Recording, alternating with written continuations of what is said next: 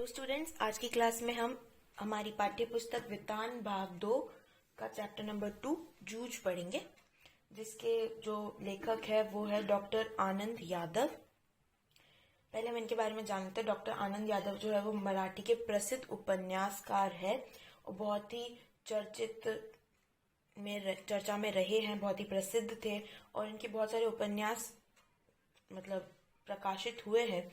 और उन्हीं में से एक था जूझ, जिसका एक अंश, जिसका एक पार्ट है, वो हमारी बुक में ये चैप्टर दिया गया है। और ये जो चैप्टर है एक मराठी ग्रामीण जीवन से संबंधित है और इसमें जो आनंदा हमारा मेन लीड रोल है, उसकी जीवन के बारे में बताया गया है कि कैसे वो पढ़ना चाहता था पर उसकी फैमिली से सपोर्ट नहीं करती थी। उसके जो दादा थे वो बहुत ही उसे खेत में भेज दिया करते थे, उसे पढ़ने नहीं दिया जाता था। और कैसे उसने जो दत्ताजी राव थे, जो गांव के जमींदार थे, उनसे कहा और अपने दादा को मनवाया और स्कूल गया और बहुत सी शर्तें भी मानी। और ऐसे ही सब कुछ हम इस चैप्टर में पढ़ेंगे। तो हम चैप्टर शुरू करते हैं। पाठशाला जाने के लिए मन तड़पता था, लेकिन दादा के सामने खड़े होकर यह कहने की हिम्मत नहीं होती थी, मैं पढ़ना जाऊंगा। डर लगता था कि हड्डी पसली एक कर देंगे, इसलिए मैं इस ताक में रहता कि कोई दादा को समझा दे। मुझे इसका विश्वास था कि जन्म भर खेत में काम करते रहने पर भी हाथ कुछ नहीं लगेगा। जो बाबा के समय था वह दादा के समय नहीं रहा। यह खेती हमें गड्ढे में ढकेल रही है। पढ़ जाऊंगा तो नौकरी लग जाएगी, 4 पैसे हाथ में रहेंगे, विनोबा आना की तरह कुछ धंधा कारोबार किया जा सकेगा। अंदर ही अंदर इस तरह के विचार चलते रहते। यहाँ पर आनंदा जो हमारे लेखक है वो अपनी स्टोरी बता रहा है और वो कहते हैं कि उनको पाठशाला जाने की बहुत इच्छा थी और उनका जो हृदय था वो तृप्त था कि वो पढ़ना चाहते हैं, वो पाठशाला जाना चाहते हैं, वहाँ बहुत से बच्चों के समक्ष रहना चाहते हैं। लेकिन दादा के सामने खड़े होकर यह कहने की हिम्मत नहीं होती थी। दादा जो है यहाँ पर उनके पिता ही है, उन्होंने पिता को दादा कहा है, यहाँ पर संबोधित किया है। तो वो कहते थे कि उनके जो पिता थे उनके सामने खड़े होकर ये कहने की हिम्मत नहीं होती थी कि वो पढ़ना चाहते हैं और वो पाठशाला जाना चाहते हैं। डर लगता था कि हड्डी पसली एक कर देंगे। उन्हें डर था कि उनके दादा जो है वो उन्हें मारेंगे। हड्डी पसली एक करना उन्हें मारेंगे। इसलिए मैं इस ताक में रहता कि कोई दादा को समझा दे। इसलिए वह ये मौके ढूंढते थे कि कोई आकर उनके दादा को कहे कि आप इसे पढ़ने भेजिए।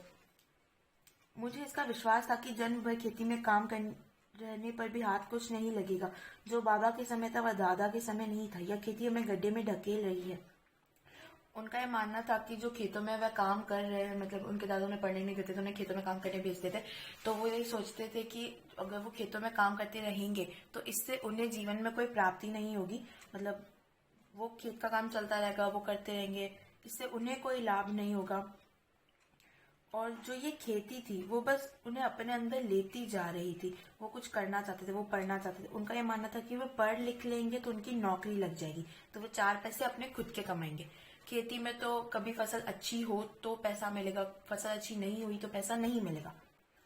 विनोबा आना की तरह उनके गांव में एक जो व्यापारी थे उनका नाम था विनोबा आना। उनकी तरह कुछ धंधा कारोबार दुकान लगाना या कोई बिजनेस करना उसे कहा जाता है। तो वैसा ही अगर पढ़ लिख ले तो हम बिजनेस कर सकते हैं, ऐसा उनका मानना था। और ऐसे ही कुछ विचार उनके मन में चलते रहते थे, पर उनकी अपने दादा को कहने की हिम्मत नहीं थी। दिवाली बीत जाने पर महीना भर ईख पेरने का कोल्हू चलाना होता। कोल्हू जरा जल्दी शुरू किया तो दादा की समझ में ईख की अच्छी खासी कीमत मिल जाती। यह उसकी समझ कुछ हद तक सही थी। जब चारों ओर कोल्हू चलने लगते तो बाजार में गुड़ की बहुतायत हो जाती और भाव नीचे उतर आते। उस समय नंबर 1 और नंबर 2 का गुड़ बहुत आता और हमारे जैसे खेतों पर ही बनाए गए नंबर 3 के गुड़ को कौन पूछता। बाकी के किसान दूसरे ढंग से विचार करते थे। उनका मत था कि यदि ईख को और कुछ दिन खेत में खड़ी रहने दिया गया तो गुड़ जरा ज्यादा निकलता है। देर तक खड़ी रहने वाली ईख के रस में पानी की मात्रा कम होती है और रस गाढ़ा हो जाता है, जिसके कारण ज्यादा गुड़ निकलता है। लेकिन दादा की समझ से गुड़ ज्यादा निकालने की अपेक्षा भाव ज्यादा मिलना चाहिए, इसलिए सारे गांव भर में हमारा कोल्हू सबसे पहले शुरू होता था। यहाँ पर ये कहा गया है कि दिवाली जब चली जाती थी उसके महीने भर बाद जो ईख ईख जो होती है वो गन्ना, ईख पेरने का कोल्हू चलाना, मतलब गन्ने से रस निकालना। कोल्हू जो होता है एक प्रक्रिया होती है जिससे गन्ने से रस निकाला जाता है, वो मशीन जो होती है ना उसे कहा जाता है। तो ईख पेरने का कोल्हू चलाना होता है गन्ने का रस निकालने के लिए काम शुरू करना। कोल्हू जरा जल्दी शुरू किया तो दादा की समझ में ईख की अच्छी खासी कीमत मिली। मतलब जो उनके पिता थे, उनके जो दादा थे, उनका ये मानना था कि अगर हम कोल्हू जो गन्ने से रस निकालने की जो मशीन है अगर उसे जल्दी चला ले और हम अच्छे से गुड़ बना ले तो अच्छी खासी कीमत मिल सकती थी, अच्छे खासा लाभ मिल सकता था मार्केट में। यह उसकी समझ कुछ हद तक सही थी, मतलब वो ऐसा मानते थे कि जो है वो सही सोचते हैं ऐसा कि जल्दी अगर हम ईख का रस निकाल के गुड़ बना ले तो उसकी कीमत अच्छी मिलती थी। जब चारों ओर कोल्हू चलने लगते तो बाजार में गुड़ की बहुतायत हो जाती और भाव नीचे उतर आते। उनका यह मानना था कि जब सब किसान एक साथ ही गुड़ निकालेंगे और ऐसे बहुत सारा गुड़ मार्केट में आ जाएगा तो गुड़ की जो कीमत है वो घट जाएगी। ऐसा होता है ना कि जैसे बहुत सारा प्रोडक्शन हो गया और वो बहुत सारे प्रोडक्ट मार्केट में एक साथ आ गए तो कुछ कंपनीज होती है जो अपने प्रोडक्ट की डिमांड कम कर देती, मतलब रेट गिर जाती है। शेयर मार्केट्स में भी होता है। तो उस समय नंबर 1 और नंबर 2 का गुड़ बहुत आता और हमारे जैसे खेतों पर ही बनाए गए नंबर 3 के गुड़ को कौन पूछता। मतलब सबसे पहले जो गुड़ बना लेता वो नंबर 1 का गुड़, जो उसके थोड़े दिनों बाद उसके बाद जो निकलता वो नंबर 2 का गुड़, और जो सब अंत में निकलते वो नंबर 3 के गुड़। तो पहले जब वो खेतों में जो मतलब हमारे जो लेखक है उनके खेतों में जब बहुत पहले देर से गुड़ निकाला जाता था तो उसकी कीमत कम मिलती थी, इसलिए उनके दादा अब जल्दी सबसे पहले मतलब मशीन चलवाते थे, कोल्हू चलवाते थे। बाकी के किसान दूसरे ढंग से विचार करते थे। उनका अब लेखक जो कहते हैं कि उनके दादा कुछ और सोचते हैं और बाकी के किसान कुछ और सोचते हैं। बाकी के किसान ये सोचते हैं कि अगर हम ईख को थोड़ा लेट काटते हैं या उनका लेट रस निकालते हैं, उन्हें और दिन खेतों में रखते हैं तो उसका गुड़ ज्यादा अच्छा निकलेगा, ज्यादा मीठा निकलेगा और उसमें पानी की मात्रा भी कम होगी, मतलब ज्यादा गाढ़ा निकलेगा। जितना गाढ़ा गुड़ होगा उतना अच्छा रहेगा वो। और गुड़ देर तक खड़ी रहने वाली ईख के रस में पानी की मात्रा कम होती है और रस गाढ़ा हो जाता है जिसके कारण ज्यादा गुड़ निकलता है। तो आपसे 1 नंबर के क्वेश्चन में पूछ सकते हैं कि ज्यादा गुड़ कब निकलता है, या लेखक के विचारों के अनुसार ज्यादा गुड़ कब निकलता है। तो आप ये लाइन लिख सकते हैं कि ज्यादा गुड़ तब निकलता है जब जो खेतों में ईख ज्यादा लंबे समय तक पड़ी रहे, तब ज्यादा गुड़ निकलता है जिसमें पानी की मात्रा कम होती है और रस जो होता है वो गाढ़ा होता है। आगे बढ़ता है। लेकिन दादा की समझ से गुड़ ज्यादा निकलने की अपेक्षा भाव ज्यादा मिलना चाहिए। लेकिन इन किसानों ये किसान सोचते थे कि ईख ज्यादा लंबे तक रखनी चाहिए, गुड़ अच्छा निकलता है, पर लेखक के जो दादा थे वो उनका ये मानना था कि मतलब गुड़ से तो कोई मतलब नहीं है, अपने तो पैसा आना चाहिए। मतलब उनको भाव से मतलब था, मार्केट में उससे उनको क्या कीमत मिल रही है उनको ये ज्यादा मतलब है, बजाय गुड़ कैसा है। भले ही गुड़ पानी वाला हो, डजेंट मैटर, बट भाव होने चाहिए। इसलिए सारे गांव भर में हमारा कोल्हू सबसे पहले शुरू होता था। तो ये दोनों में मतलब ऐसे क्वेश्चंस आपसे पूछे जा सकते हैं। यहाँ पर एक क्वेश्चन बन रहा है कि लेखक ने ऐसा क्यों कहा है कि सारे गांव भर में हमारा कोल्हू सबसे पहले शुरू होता था। तो लेखक ने ऐसा इसलिए कहा है, क्यों? तो लेखक ने ऐसा इसलिए कहा है क्योंकि उनके दादा जो थे उनका मानना था कि अगर 3 नंबर का गुड़ होगा तो उनके गुण की गुणवत्ता कम हो जाएगी, उसके भाव कम मिलेंगे मार्केट में, बाजार में। तो इसलिए वो कोल्हू सबसे पहले चलवाते थे। जितनी जल्दी कोल्हू चलेगा उतनी जल्दी उनका जो माल है, ईख से जो गुड़ बनेगा वो जल्दी बनेगा। जितना जल्दी बनेगा वो उतना जल्दी उसे बाजार में उतार पाएंगे और उतनी ज्यादा कीमत उन्हें मिल पाएगी। आगे बढ़ते हैं। इसी कारण वह इस वर्ष भी शुरू हुआ और हमें उससे जल्दी निपट गए, आगे के काम में लग गए। और मतलब ये जो प्रक्रिया थी गुड़ बनाने की, ये इस साल भी ऐसा ही हुआ कि सबसे पहले उनका कोल्हू चल गया और गुड़ बिक गया, ये काम सब हो चुका था, निपट गया मतलब हो चुका था। आगे के काम में लगे, वे आगे के काम में लगे। सभी जन धूप में लेटे हुए थे। माँ धूप में कंडे थाप रही थी। मैं बाल्टी में पानी भर भर कर उसे दे रहा था। कुछ न कुछ बातचीत भी कर रहे थे। हम दोनों ही थे, इसलिए यह सोचकर कि बात माँ से कहनी चाहिए, और मैंने अपने पढ़ने की बात छेड़ दी। अब यहाँ पर वापस जो है आनंदा अपने पे आते हैं। वो कहते हैं कि दिन का समय था जब सब लोग धूप में लेटे हुए थे और उनकी माँ धूप में कंडे थाप रही थी। ये जैसे कि पिक्चर में दिखाया गया है, यहाँ पर ये कंडे थाप रहे, ये गोबर के जो हम कंडे दीवारों पर सुखाए जाते हैं गाँवों में, ये वो वाली चीज है।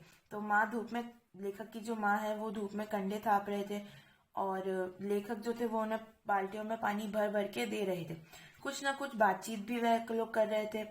हम दोनों ही थे, इसलिए यह सोचकर कि बात माँ से कहनी चाहिए, और मैंने अपने पढ़ने की बात छेड़ दी। अब आनंदा कहते हैं कि वहां पर वह दोनों ही उपस्थित थे उस समय, मतलब उस टाइम उनके दादा नहीं थे वहां पर, मतलब तो वो दोनों ही थे। तो उन्होंने अपने पढ़ने की बात अपनी माँ से की कि वह पढ़ना चाहते हैं, तो उनके पढ़ने के लिए वह अपने दादा को मनाए।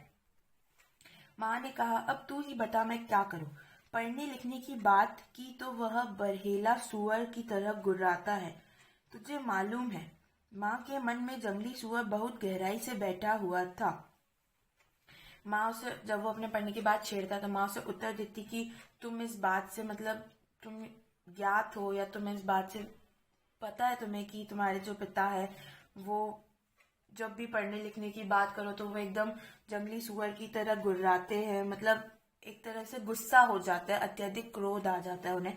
यहाँ पर बरहेली सुअर की तरह गुर्राते, तो आपसे पूछा जा सकता है कि बरहेली सुअर की तरह गुर्राने का क्या तात्पर्य।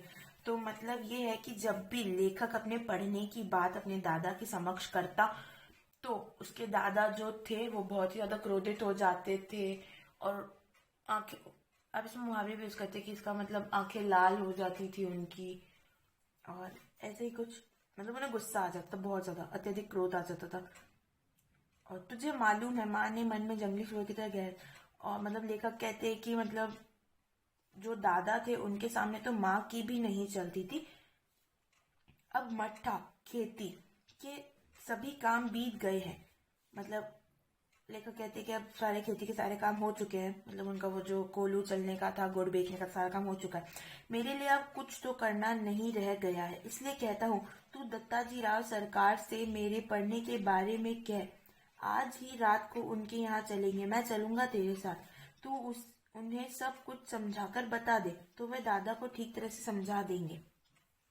अब यहाँ पर लेखक अपनी माँ को फिर से कहते हैं कि हमारे खेत का काम तो हो ही चुका है, अब मेरे लिए कुछ करने को रह तो नहीं गया, तो अब हम दत्ताजी राव सरकार, अब गांवों में जैसे जमींदार और उनका होता था ना, मतलब जो है वो होल एंड सोल जमींदार होते थे, पंचायत में भी उनकी साख होती थी, तो उनमें एक जमींदार थे दत्ताजी राव। तो लेखक जो है वो कहते हैं कि अपनी माँ को कि आप मेरे साथ चलना दत्ताजी राव के यहाँ, और उनको कहना कि मैं पढ़ना चाहता हूँ, तो वह मेरे दादा को समझाए कि वह मुझे स्कूल। ठीक है चलेंगे। माँ ने हाँ तो की, लेकिन अंदर से माँ के स्वर में उदासी थी। मुझे भी मालूम था कि इतना करने पर भी कोई लाभ नहीं होगा, लेकिन वह मेरा मन रखने के लिए जाने को तैयार हो गई। मेरी तड़पन वह समझती थी। 7वीं तक पढ़ने की उसके मन में तैयारी थी, लेकिन दादा के आगे उसका बस नहीं चलता था। लेखक कहते हैं माँ जो थी, लेखक की माँ, उन्होंने सहमति जाहिर कर दी चलने के लिए, लेकिन अंदर से वह बहुत ही उदास थी, क्योंकि वो जानती थी कि इन सब से कोई फायदा तो होने वाला है नहीं, उनके दादा मानेंगे नहीं, और अगर मान लीजिए जो दत्ताजी राव है उनके कहने पर भी दादा नहीं माने तो घर में लड़ाई होगी, और इन सब से वो बहुत उदास थी। लेखक को मालूम था कि इतना करने पर भी कोई लाभ नहीं होगा, पर उनका मन रखने के लिए उनकी माँ ने हाँ कह दिया था। वह उनके मन में जो तड़प थी वो समझती थी। जो उनकी माँ थी वो लेखक को 7वीं तक पढ़ाना चाहती थी। उस टाइम पर 7वीं पढ़ना बहुत बड़ी बात होती थी, तो 7वीं तक पढ़ाना चाहती थी, पर जो उसके दादा थे उनके आगे माँ की चलती नहीं थी। रात को मैं और माँ दत्ताजी राव देसाई के यहाँ गए। देसाई जो उनका सरनेम है, अब उनका पूरा नाम है दत्ताजी राव देसाई। माँ ने दीवार के सहारे बैठकर दत्ताजी राव से सब कुछ कह दिया। वह भी इस बात से सहमत हो गई। माँ ने यह भी बताया कि दादा सारे दिन बाजार में रखमाबाई के पास गुजार देता है, खेती के काम में हाथ नहीं लगाता है। माँ ने देसाई को यह विश्वास दिला दिया कि दादा को सारे गांव भर आजादी के साथ घूमने को मिलता रहे, इसलिए उसने मेरा पढ़ना बंद कर मुझे खेती में जोत दिया है। यह सुनते ही देसाई दादा चिढ़ गए, बोले, आने दे अब उसे, मैं उसे सुनाता हूँ कि नहीं अच्छी तरह देख।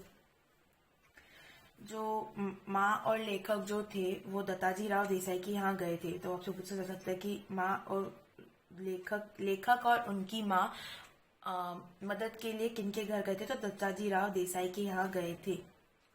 उनका पूरा नाम है दत्ताजी राव देसाई। ये आपसे 1 नंबर के क्वेश्चन में पूछा जा सकता था, ये आप टिक कर लीजिए। माँ ने दीवार के सहारे बैठकर तो माँ ने वहां जाकर ऊपर तो बिठाते थे ना, तो नीचे जो था ना, मतलब ओहदे का वो रखा जाता था। तो माँ जो थी वो नीचे बैठ गई और उन्होंने अपनी पूरी व्यथा दत्ताजी राव को सुना दिया कि कैसे उनका बेटा पढ़ना चाहता है पर उनके जो पति है वो पढ़ने नहीं देते, और जो उनके पति है वो पूरे दिन बाजार में रखमाबाई के पास बैठकर बतियाते रहते हैं। ये नाम भी आप ध्यान रखिएगा, रखमाबाई किनके पास। पूछा जाता है कि लेखक के जो दादा थे वो बाजार में किनके साथ अपना वक्त गुजारा करते थे? तो रखमाबाई के पास बैठकर अपना वक्त गुजारा करते थे। और खेती का वे कोई काम नहीं करते थे, सारा काम उन्होंने, मतलब जो लेखक था उनके ऊपर डोल दिया था।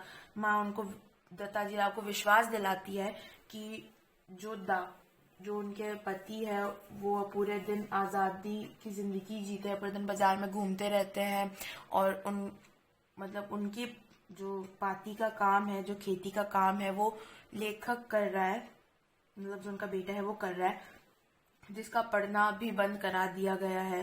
तो ये सुनते ही कि मतलब सिर्फ अपनी आजादी के लिए दादा ने उसकी पढ़ाई बंद करा दी, तो ये सुनते ही जो दत्ताजी राव थे वो उन्हें गुस्सा आ गया और उन्होंने कहा कि आने दे उसे, मैं उसकी अच्छी तरह खबर लूंगा। तो उठते उठते मैंने भी दत्ताजी राव से कहा, अब जनवरी का महीना है, अब परीक्षा नजदीक आ गई है, मैं यदि अभी भी कक्षा में जाकर बैठ गया और पढ़ाई की दुहराई कर ली तो 2 महीने में 5वीं की सारी तैयारी हो जाएगी और मैं परीक्षा में पास हो जाऊंगा। इस तरह मेरा साल बच जाएगा। अब खेती में ऐसा कुछ काम नहीं है, मेरा पहले ही 1 वर्ष बेकार चला गया है। लेखक जो है, जैसे दत्ताजी राव को मतलब गुस्सा आ जाता है कि आने दे उसे, मैं उसकी खबर लूंगा, तब लेखक और उन्हें पीछे से मतलब प्रेशर करता है। तो वो कहता है कि है ना, अब जनवरी का महीना भी आ गया है और मतलब मेरी परीक्षा भी नजदीक है, और अगर मैं अभी भी जाके क्लास में बैठ जाता हूँ तो मैं 5वीं की पढ़ाई जो है इसका रिवाइज करके 2 महीने में पेपर देके अच्छे अंक तो ला ही सकता हूँ। कि मतलब वो प्रेजेंट में अगर देखा जाए तो लेखक जो है वो उनकी पढ़ाई 5वीं से छुड़वा दी गई है और उनकी माँ उन्हें 7वीं तक पढ़ाना चाहती है। तो अगर अभी भी, वो कहते हैं कि अभी भी अगर जाके वो कक्षा में बैठ जाए तो 2 महीने में 5वीं तो पास कर ही लेंगे। इस तरह मेरा साल बच जाएगा और इस तरह से लेखक का साल भी बच जाएगा। वैसे भी उनका 1 साल पहले ही खराब हो चुका है खेती की वजह से, उनके दादा ने पढ़ाई छुड़वा दी थी। तो आपसे पूछा जाता है दादा ने कौन सी कक्षा में उनकी पढ़ाई छुड़वा दी थी? तो 5वीं कक्षा में उनकी पढ़ाई छुड़वा दी थी। ठीक है, अब तुम दोनों अपने घर जाओ, जब वह आ जाए तो मेरे पास भेज देना और उसके पीछे से घड़ी भर बाद तू भी आ जाना रे छोरा। अब जो दत्ताजी राव है वो उन्हें कहते हैं कि तुम दोनों जाओ अभी, और शाम को जब दादा आ जाए तो उसे मेरे पास भेज देना, और थोड़ी देर बाद, घड़ी भर बाद में तो थोड़ी देर बाद, लेखक को कहते हैं कि थोड़ी देर बाद तू भी आ जाना। जी कहकर हम खड़े हो गए। उन्होंने सहमति दी कि हाँ ठीक है, थोड़ी देर बाद मैं भी आ जाऊंगा। उठते उठते हमने यह भी कहा कि हमने यहाँ आकर ये सभी बातें कही है, यह मत बता देना, नहीं तो हम दोनों की खैर नहीं है। माँ अकेली साग भाजी देने आई थी, यह बता देंगे तो अच्छा होगा। मतलब जो लेखक है वो कहते हैं कि हम दोनों यहाँ पर आके आपको ये उनकी शिकायत करी है, तो ये बात दादा को पता नहीं चलनी चाहिए। अगर वो पूछे भी तो उन्हें कह देना कि मतलब माँ जो है वो यहाँ पर सब्जियां पहुंचाने आई थी, ऐसा कहकर बात को पलट दीजिएगा। ठीक है, मुझे जो करना है मैं करूंगा। देख, उसके सामने ही तुझसे पूछूंगा तो निडर होकर साफ साफ उत्तर देना, डरना मत। अब दत्ताजी राव, लेखक जो आनंदा है, उन्हें कहते हैं कि हाँ वो ठीक है, मैं अपने हिसाब से उसको जवाब दे दूंगा अगर वो पूछेगा तो। पर उसके सामने अगर मैं तुझसे कोई सवाल करूँ तो तू निडरता से जवाब देना, मतलब उस दादा जो है उन्हें शक नहीं होना चाहिए कि दोनों प्लान करके उनसे सहमति चाहते हैं और ये सब, तो उनको निडर होने के लिए कहा है। नहीं जी, मैं माँ के साथ लौट आया, 1 घंटा रात बीते दादा घर पर आए, मैं घर में ही था।